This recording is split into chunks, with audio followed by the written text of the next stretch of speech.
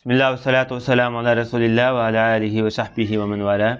Muhammed ibn İsmail el-Bukhari rahmetullahi aleyhi Sahih Bukhari namlı kitabıda bugün ilim hakkındaki kitabının tüvendeki babıda ilimni yeziş hakkıda dedi. İlimni yazamdok, yazmamdok. Qanday qilish kerak degan mezmunlar so'zlamoqchi. Bu 111 numurlu hadis. Azraq izohat berib o'taylik. Hamda bu ayni vaqtida hadislarni, ilimlarni yezish haqida ulamolar orasida, salaflar orasida ixtiloflar bo'lgan. Durustmi, durust emasmi, balki mustahabmi, qanday qilish kerak degandek avollar bo'lgan. Ammo İmam Ayni rahmetullohi alayh şu Hicriye 8. asrlarda, 9. asrlarda Hicriye kishilarning ahamiyat berishini ayeti susishib ketgan bugungi bu davrda ilmni yezib qoldirish vojib desak, buni belki yiroq emas. Agar bu ilmni yozmasi yo'qolib ketadigan, yutib ketadigan avollar mavjud bo'lib qolsa, yezish buni balki vojibga yaqin deb qaragan. Endi bu babniki yuqorqi bob bilan munosabati olsak, oldingi boblarda yolg'onchilikdan shaklida gap yutkigan vaqtida ilm o'tish jarayonida yolg'onchilik qilishniki xatarligi haqida ogohlantirish berib o'tdi. Hem shundaqla miyada ham payg'ambarimizning so'zni yozmay yo'qitib o'tishning xatarlik ekanligini bildirib, yani bu yerda ikki jihatdan tangponlikni saqlayapti-da. Bo'lib, mush zamonda kishilarning himmati sustlashgan, tuvallashgan bu davrda ilmga bo'lgan hirsmanlik tuvan, ilmni boshqalarga yetkazish tuvan, ilmni yaxshi egallash tuvan bo'layotgan bugungi paytlarda ilmni mush yezish to'limi ahamiyatli deb qaragan. Bu Hicriye 8-9 asrlik bo'lgan masalalar. Bugünkidek paytlarda bizningki bütün miroslarimiz, madaniyatimiz yo'qolgan bugünkidek bir paytlarda bu ilmni saqlab qolish uchun yezish to'limi ahamiyatli esil bir ulug'vor xizmatlarning bo'lib qilishi ehtimolga yaqin. Aynining mavzusiga qaragan vaqtida. Hamda 111 numurliq bu hadisda bu kishi deydi, bizga Muhammad ibn Salam hadis so'zlab bergan edi deb shunday deydi.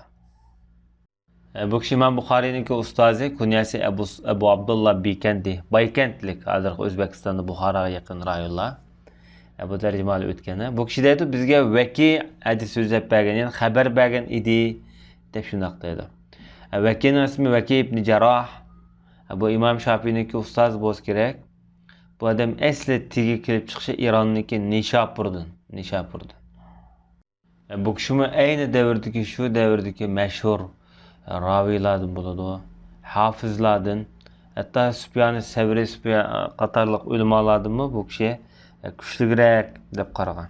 Hifzisi, ilmi 128-yili tug'ilib, 167-yili Ashura kuni, ya'ni Muharramning 10'i o'lib ketganligi xotirlangan. Hajdan qaytqichilik, ya'ni ulug' bir amal ustida, ibodat ustida o'lib ketganligi xotirlanganda.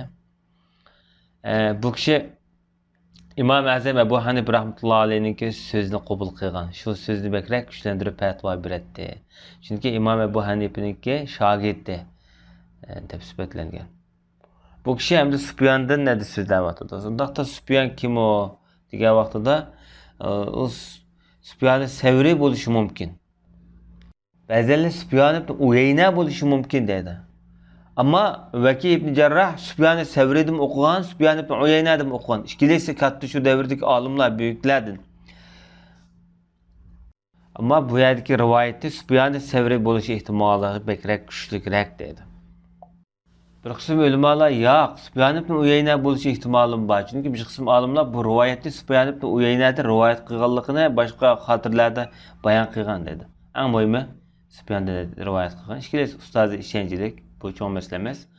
Endi bu Sufyan Mutarrif degan kishidan hadis rivoyat qilyapti. Undaqda Mutarrif kim o degan vaqtida bu kishi Mutarrif ibn Tarif nomi bilan kunyasi Abu Bakr yoki Abu Abdurrahman deyilgan. O'zi Kufilik odam bu. Yani vaqtdagi.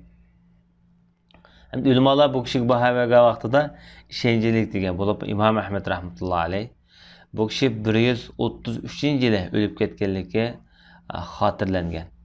Bu kishi hamda hadisni Amirdan hadis rivoyat qilyapti. Sha'biydan.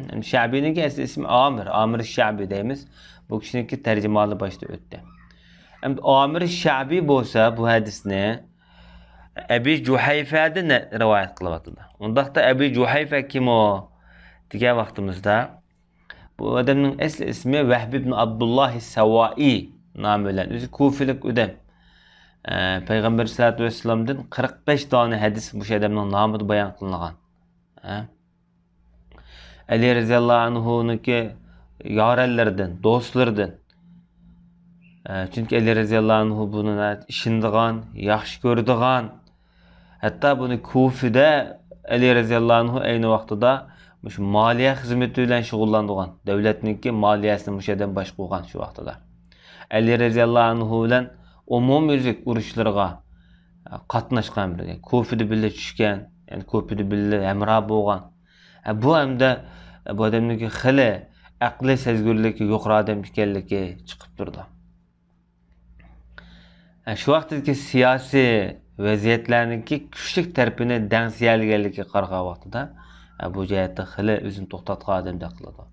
Bu odam 72-yilda o'lib ketgan. O'zi kichik sahobalardan edi deb sifatlangan bu odam. Chunki payg'ambar alayhisolatu vasallam o'lib ketgan vaqtda balog'atga yetmagan ekan.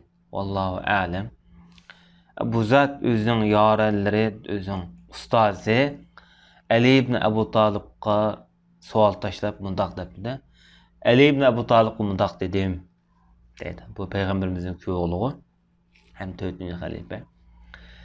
Sizlarning qishinglarda bir kitob bormi? Bir xat bormi? Kitob bormi desam, yo'q deb bo'lib, faqat Allohning kitobi bor dedi. Qur'on bor dedi. Yoki qandoqla bir musulmon odamga ato qilingan Alloh tarafdan berilgan ta'vil tushuncha bor dedi. Ya'ni Qur'onni hadisni yaxshi tushungan tushuncha bor, fikr bor dedi-da. Qur'on hadis asosida yuritilgan fikr bor. Qilib qolgan. Yoki bo'lmasa, mushu varaqchidagi, mushu kitobchidagi bor narsa bor bizda dedi. Dedim men, bu kitobchida bu putukda nima bor deb so'rsam, mundoq dedi. Diyetga munosabatli ahkomlar bor. Masalan, bir odamni o'ltirib qo'ygan bo'lsa, shunga berilgan diyetlar haqida. Ya'ni qul ozod qilish masalalari bor. Musulmon kofir bilan o'ltirilmaydigan mazmunlar bor.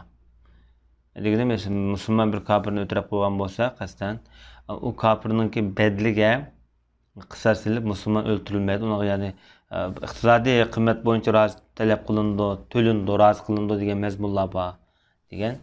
Bu islom fiqhisida xili ko'p jarayonlarni egallagan mazmunlar. Buni shu fiqh mazmunida egallaymiz.